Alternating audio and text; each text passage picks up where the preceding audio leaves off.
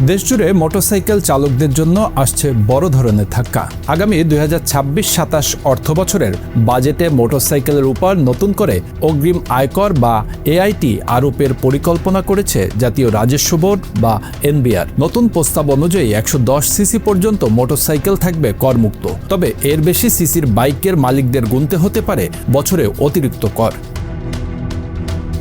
প্রস্তাবিত কাঠামো অনুযায়ী 111 থেকে 125 সিসি মোটরসাইকেলের জন্য বছরে 2,000 টাকা, 126 থেকে 165 সিসি পর্যন্ত 5,000 টাকা এবং 165 সিসির বেশি মোটরসাইকেলের জন্য বছরে 10,000 টাকা অগ্রিম আয়কর আরোপের আলোচনা চলছে।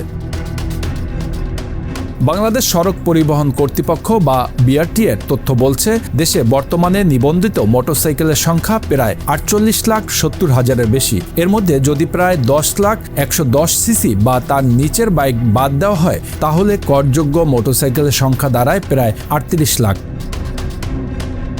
গড়ে প্রতিটি মোটরসাইকেল থেকে 4,000 টাকা কর আদায় করা গেলে সরকারের রাজস্ব আয় বছরে বাড়তে পারে প্রায় 1,520 কোটি টাকা। বর্তমানে মোটরসাইকেল মালিকদের আলাদা অগ্রিম আয়কর দিতে হয় না। এখনকার নিয়মে তারা রেজিস্ট্রেশন ফি ও নির্দিষ্ট সময় পর পর রোড ট্যাক্স পরিশোধ করেন।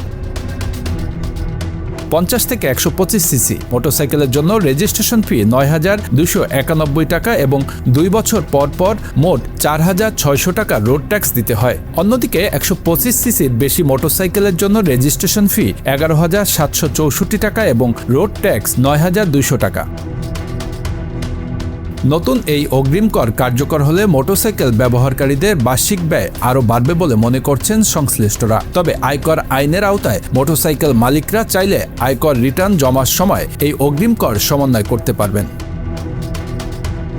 এনবিআর-এর প্রস্তাব এখনও চূড়ান্ত হয়নি। চূড়ান্ত সিদ্ধান্ত জানা যাবে আসন্ন জাতীয় বাজেট ঘোষণার সময়। ফলে এখন দেশের লাখো বাইকারের চোখ বাজেটের দিকেই। নতুন কর বাস্তবায়ন হলে মোটরসাইকেল ব্যবহার কতটা ব্যয়বহুল হয়ে ওঠে, সেটাই এখন বড় প্রশ্ন। Bangla affairs, news desk.